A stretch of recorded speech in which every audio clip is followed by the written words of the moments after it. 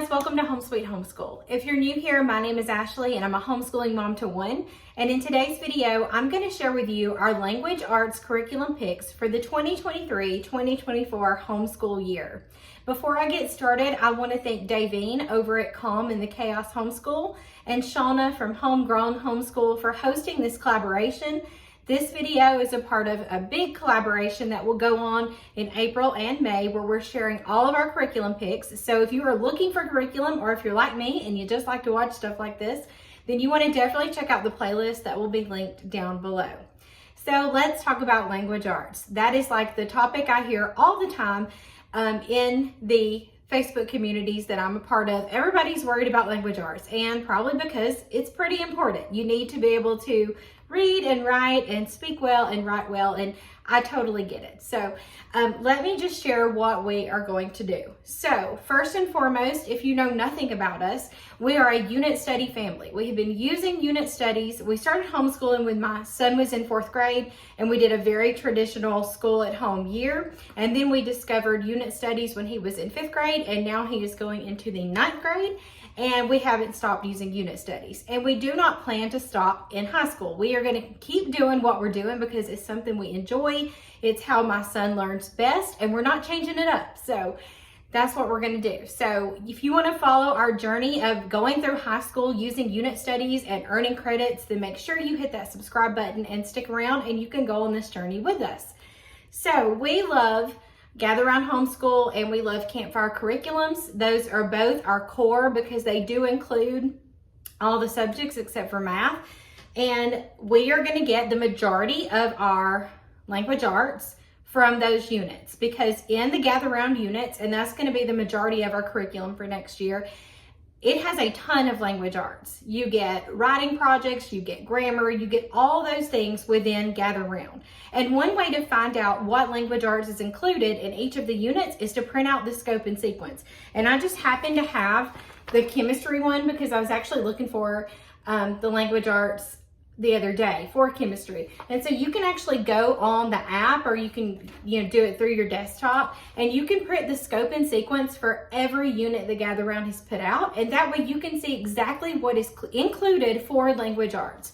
And so this one for chemistry, for the level that he's doing, because it is, well, no, it's got all the levels on here. So you would just print this, you would find the level your child's doing, and you can see exactly what's covered in every unit. You could print them all out and know for the whole year what your child is going to be doing. It is a very gentle approach, but that does not mean that it is easy. It does not mean that it is not enough. It is clearly enough language arts, and it's a really nice approach to it. My son actually enjoys it. So for 9th grade, he will be getting the majority of his language arts through the Gather Round units and the one Campfire unit that we're going to be using, because it includes language arts. I can't even talk today. Do you know I started this video about 6 different times because I could not say language arts? I mean, seriously, can't talk. So hopefully we can make it through this video. So definitely go print out the scope and sequence if you want to see what language arts is included in each of the units. Another tip that I have, if you're doing a unit, which they're not done by years now, and I'm so used to talking about Gather Round units based on the year they were put out, but the units that were made from like I think it was year 3 is when they started the seat work journals. And I happen to have those too because I just printed those. So I have the seat work journal for entrepreneurship and for Vikings already printed out. And what I love about these is, number one, you can get them in cursive or manuscript, but they have extra spelling, and then they also have a little bit of extra grammar. So you still get what is inside the unit. You don't have to purchase these seat work journals, but I love them. I love them because it helps me stay on track and make sure that my son is doing the copy work and the vocabulary and the spelling, because I tend to forget that. But with this seat work journal, I don't have to worry about it because it's like all right here for me, and he knows to just go ahead and start with that. So this does have some extra grammar that you're not going to find inside the unit, and this is all about adverbs. And so he'll get a little extra grammar practice every day, and I love that about it. So if you're looking into Gather Round and you don't think that what is inside the unit is enough, just see if it has a seat work journal, and you could go ahead and print that for your child. Now you're probably going to see this says middle school, but the middle school level is actually all the way up through age 15. And we've only done the middle school level for 8th grade. So my plan is to do middle school level, 8th grade and 9th grade, and then switch him over to the high school book. So this is where he'll also get some of his other language arts. So that's your grammar, your spelling, all that good stuff. We don't worry too much about spelling. He's a pretty good speller, and he's going to be 9th grade, and we didn't do spelling in 9th grade. Like, we're too big for that. So that's where he's going to get most of it. Now let me tell you about the next part. So for many, many years, I preached that we didn't need any more language arts, that we were fine, everything was fine, it was wonderful. And then we did ancient civilizations, and we had a writing project that my son, really struggled with. And the whole time I was thinking, if he just knew how to organize this, he would do so much better. And then I thought, no, if he had a teacher that knew how to help him organize this, he would do so much better. So if you don't know, and I probably have never talked about this, I'm I wouldn't say terrible. I'm not confident when it comes to writing. I don't think I was taught very well. Not that my teachers were awful. I had great teachers, but I just don't think I was taught how to write well. And I had no confidence. I did not know how to organize all the information. I can research. Research is not a problem for me, but putting it together into something that sounds nice is very hard for me. And so luckily, I met my husband when I was in the 9th grade. We didn't start dating until the 11th grade.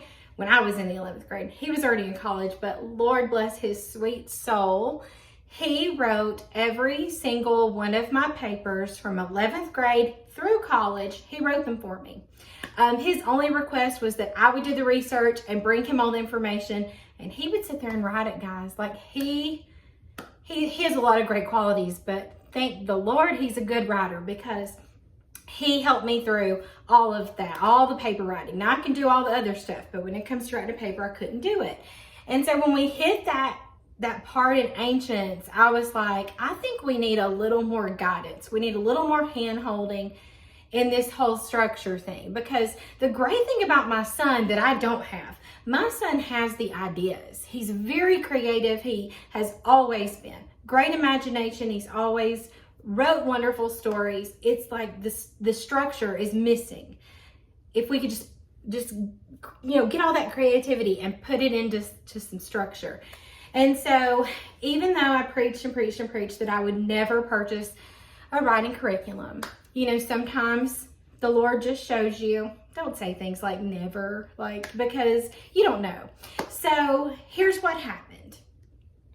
IEW did their 12 days of giveaways, right there at Christmas. And it's amazing. If you didn't participate this past year, make sure you participate this year, because you get access to a lot of wonderful videos and free things and printables. But the greatest thing was you got to be part of their premium membership for like 3 or 4 months. I can't even remember.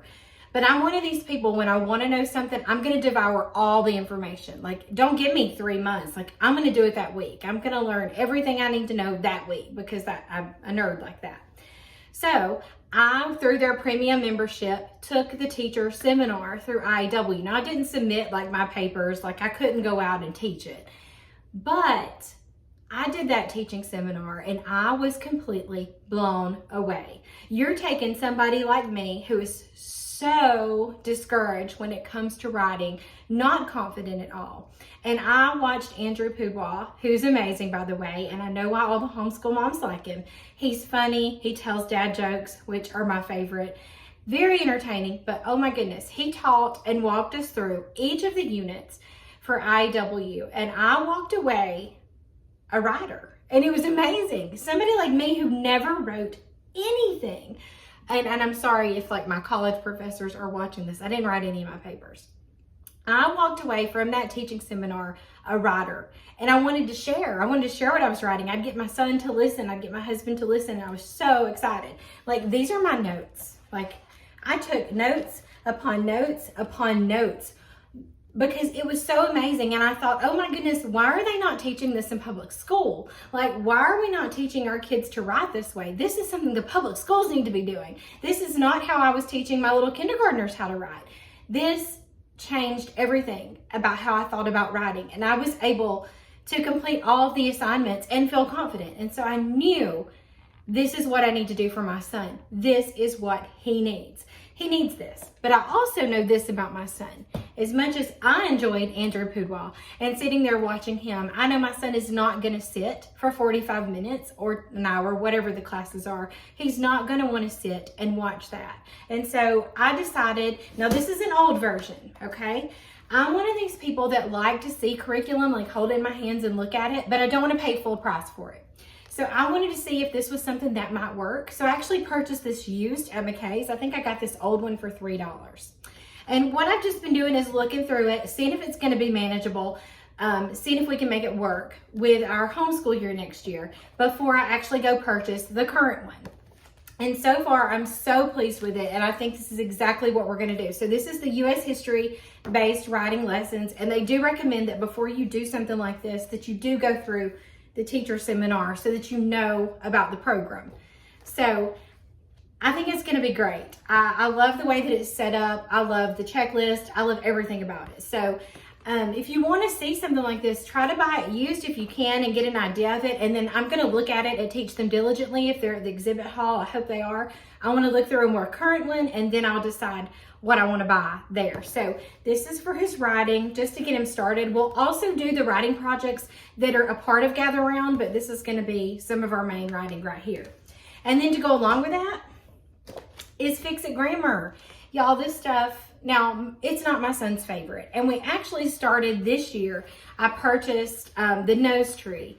I found a used copy. I found the student book and the teacher's guide at McKay's, and I really bought it for the other child that I homeschool. So he's 12, and what he's using now just isn't really working for him. And so I was like, we're going to try Fix It Grammar with him. And I thought, well, while we're doing it with him, we're just going to do it with my son. Because the one thing I know about my son is when I want him to try something new, I have to like ease him into it. You know, I got to get him to buy into it.